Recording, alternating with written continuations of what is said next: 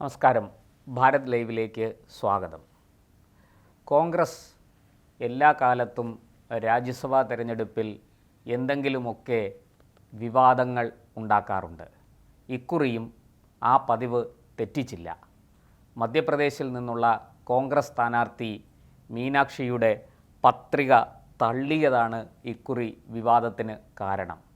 അത് നരേന്ദ്രമോദിയും അമിത്ഷായും കൂടി തെരഞ്ഞെടുപ്പ് കമ്മീഷനെയും മറ്റും സ്വാധീനിച്ച് മീനാക്ഷിയുടെ പത്രിക മനഃപൂർവ്വം തള്ളിക്കുകയായിരുന്നു എന്ന ആരോപണം ഉയർത്തി ആ വിവാദത്തെ ചെറുക്കാൻ, പ്രതിരോധിക്കാൻ കോൺഗ്രസ് നേതാക്കൾ ശ്രമിക്കുന്നുണ്ടെങ്കിലും വിജയിക്കുന്നില്ല.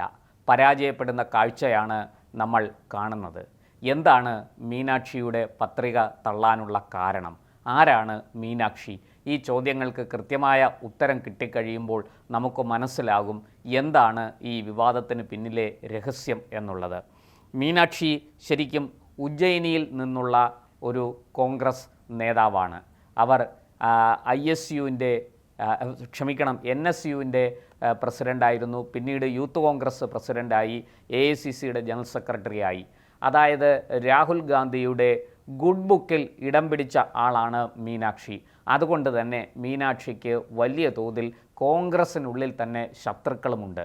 നേരത്തെ തെലങ്കാനയിലെ ഒരു പ്രധാനപ്പെട്ട വനിതാ നേതാവാണ് പരാതിയുമായി താൻ പീഡിപ്പിക്കപ്പെട്ടു, ഒരു മുതിർന്ന കോൺഗ്രസ് നേതാവിൽ നിന്ന് പീഡിപ്പിക്കപ്പെട്ടു എന്ന പരാതിയുമായിട്ട് രംഗത്ത് വന്നത്.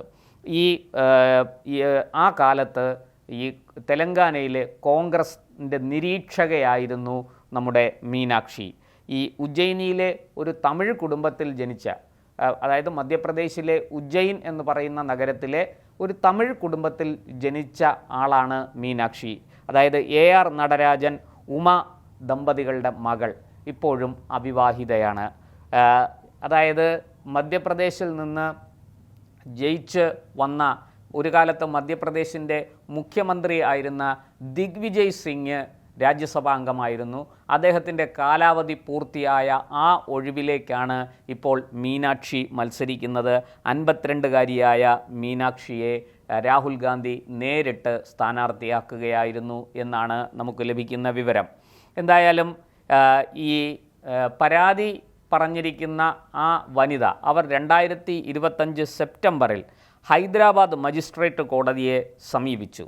ഹർജിയിൽ ഈ തന്നെ പീഡിപ്പിച്ച പ്രതിയുടെയും ആ പ്രതിക്കെതിരെ താൻ പാർട്ടിക്കുള്ളിൽ പരാതി പറഞ്ഞിട്ട് നടപടിയെടുക്കാതിരുന്ന മീനാക്ഷിയുടെയും പേര് ഉൾപ്പെടെ നിരവധി കോൺഗ്രസ് നേതാക്കളുടെ പേരുകൾ ആ ഹർജിയിൽ പരാമർശിക്കുന്നുണ്ട്. അതിൻ്റെ അടിസ്ഥാനത്തിലാണ് അവർക്കെതിരെ കോടതി നോട്ടീസ് അയച്ചത്. അതായത് ഈ പ്രതിക്കെതിരെയും ഒപ്പം മീനാക്ഷിയെയും ഹാജരാകാൻ നിർദ്ദേശിച്ചുകൊണ്ട് കോടതി നോട്ടീസ് അയച്ചിട്ടുണ്ട്. മീനാക്ഷി സാക്ഷിയാണോ അതോ ഈ കേസിൽ പ്രതിയാകുമോ എന്ന് നമുക്ക് ഇപ്പോൾ പറയാൻ കഴിയില്ല. പക്ഷേ ഈ രാജ്യസഭയിലേക്ക് സമർപ്പിച്ച നാമനിർദ്ദേശ പത്രികയോടൊപ്പം ഈ കേസിൻ്റെ വിശദാംശങ്ങൾ മീനാക്ഷി സമർപ്പിച്ചിരുന്നില്ല. ഈ കേസിൻ്റെ വിശദാംശങ്ങൾ സമർപ്പിക്കേണ്ടതായിരുന്നു. അത് സമർപ്പിച്ചില്ലെന്ന് കോൺഗ്രസ്സിലെ തന്നെ ആരോ ആണ് ചോർത്തി വിവരം പുറത്തുവിട്ടത്. ആ വിവരം പുറത്തു വന്ന് അത് വാർത്തയാവുകയും പ്രചരിക്കുകയും ചെയ്യുന്നതിനോടൊപ്പം തന്നെ BJP ഇവർക്കെതിരെ പരാതിയുമായിട്ട് രംഗത്ത് വന്നു. അങ്ങനെയാണ് ഇവരുടെ പത്രിക തള്ളിയത്. നിയമപരമായി അവരുടെ പത്രിക തള്ളാനുള്ള എല്ലാ തെളിവുകളും, അല്ലെങ്കിൽ ആ പരാതിക്ക് അടിസ്ഥാനമായിരിക്കുന്ന തെളിവുകളെല്ലാം അവിടെ കൃത്യമാണ്. അതുകൊണ്ട് തന്നെ മീനാക്ഷിയുടെ പത്രിക തള്ളിയതിനെതിരെ കോൺഗ്രസ് എത്ര അലമുറയിട്ടിട്ടും കാര്യമില്ല. KC വേണുഗോപാലും ജയറാം രമേശും രാഹുൽ ഗാന്ധിയും ഒക്കെ വലിയ വായിൽ നിലവിളിക്കുന്നുണ്ട്. പക്ഷേ ഒരു കാര്യവുമില്ല. കാരണം നിയമാനുസരണമാണ് ആ പത്രിക തള്ളിയിരിക്കുന്നത്. നാമനിർദ്ദേശ പത്രികയോടൊപ്പം സമർപ്പിക്കേണ്ട രേഖകളിൽ വീഴ്ചയുണ്ടായി എന്ന കാരണം ചൂണ്ടിക്കാട്ടി, അതായത് ഒരു കേസുണ്ടെന്നുള്ള കാര്യം അവർ പരാമർശിച്ചില്ല, ആ പത്രികയിൽ അവർ അത് വെളിപ്പെടുത്തിയിട്ടില്ല, അത് ഒളിച്ചു വെച്ചു എന്ന് പറഞ്ഞാണ് ഈ പത്രിക തള്ളിയിരിക്കുന്നത്. എന്തായാലും അത് മധ്യപ്രദേശിലെ കോൺഗ്രസ് നേതാക്കൾക്ക് മാത്രമല്ല, അത് തെലങ്കാനയിലെ കോൺഗ്രസ് നേതാക്കൾക്കും ഇക്കാര്യത്തിൽ പങ്കുണ്ട് എന്ന ഒരു ആക്ഷേപം കൂടി ഇപ്പോൾ പുറത്തു വരുന്നുണ്ട്. അതായത് ഈ മീനാക്ഷി അവിടെ തെലങ്കാനയിൽ നിരീക്ഷകയായിരുന്ന കാലത്ത് മാത്രമല്ല, ഹൈദരാബാദ് യൂണിവേഴ്സിറ്റിയിലെ ഏതാണ്ട് 400 മരം 400 ഏക്കറിൽ നിൽക്കുന്ന മരം അത് മുറിക്കാൻ, അത് വെട്ടിമാറ്റാൻ രേവന്ത് റെഡ്ഡിയുടെ നേതൃത്വത്തിലുള്ള സർക്കാർ തീരുമാനിച്ചിരുന്നു. അതിനെതിരെ അതിശക്തമായി രംഗത്ത് വന്നയാളാണ് മീനാക്ഷി. മീനാക്ഷിയുടെ എതിർപ്പിൻ്റെ ഫലമായിട്ട് കോൺഗ്രസ് നേതൃത്വം ഇടപെടുകയും ആ മരമുറി മാറ്റിവെക്കുകയും ചെയ്തു. ഇത് നമ്മുടെ കേരളത്തിലെ റിപ്പോർട്ടർ ചാനലിൻ്റെ MD ഒക്കെ അടക്കമുള്ളവർ കണ്ടു പഠിക്കണം. കോൺഗ്രസ് അധികാരത്തിൽ വന്നാൽ മരമുറി നടക്കില്ല. അതുകൊണ്ടാണ് അദ്ദേഹത്തെ പോലെയുള്ളവർ ഇടതുപക്ഷം തന്നെ വരട്ടെ, പിണറായി ഉറപ്പായിട്ടും ഭരണത്തിൽ വരും എന്നൊക്കെ വോട്ടെടുപ്പിന് മുമ്പ് ചാനലിൽ വന്നിരുന്ന് തട്ടിവിട്ടത്. എന്തായാലും ആ തട്ടിവിടലൊക്കെ 8 നിലയിൽ പൊട്ടി. പിണറായി അധികാരത്തിന് പുറത്തു പോവുകയും ദയനീയമായി ഇടതുപക്ഷം പരാജയപ്പെടുകയും ചെയ്തു. കോൺഗ്രസ് 102 സീറ്റുമായി അധികാരത്തിലെത്തിയെന്ന് മാത്രമല്ല, 3 സീറ്റുകളിൽ BJP വിജയിക്കുകയും ചെയ്തു. അതും ഈ മരമുറി ചാനലിന് കിട്ടിയ നല്ലൊരു അടിയായിട്ട് നമുക്ക് ഈ അവസരത്തിൽ സ്മരിക്കാം. എന്തായാലും ഈ 52-കാരിയായ മീനാക്ഷിയെ 1999 NSU പ്രസിഡൻ്റൊക്കെ ആകുന്നത്. അന്ന് തൊട്ട് അവർ വളരെ കരുത്തോടെ പ്രവർത്തിച്ചു വന്നു, നല്ല നിലയിൽ മുന്നേറി. പക്ഷേ നിരവധി കോൺഗ്രസ് നേതാക്കളെ ശത്രുവാക്കി. ഇപ്പോഴിതാ ഈ മധ്യപ്രദേശിൽ നിന്ന് ദിഗ്വിജയ് സിംഗ് ഒരിക്കൽ കൂടി, അദ്ദേഹം ഏതാണ്ട് കുഴിയിലേക്ക് കാലും നീട്ടിയിരിക്കുന്ന അവസ്ഥയാണ് എങ്കിലും അദ്ദേഹത്തിന് ഒരു തവണ കൂടെ രാജ്യസഭയിലേക്ക് മത്സരിക്കണം എന്നുണ്ടായിരുന്നു. ആ രാജ്യസഭയിൽ പ്രതിപക്ഷ ബെഞ്ചിൽ ഇരുന്ന് തന്നെ സ്വർഗലോകം പോകണം എന്നായിരുന്നു അദ്ദേഹത്തിൻ്റെ ആഗ്രഹം. പക്ഷേ ആ ആഗ്രഹത്തിന് ഇക്കുറി രാഹുൽ ഗാന്ധിയോ അല്ലെങ്കിൽ സോണിയ കുടുംബമോ അനുമതി നൽകിയില്ല.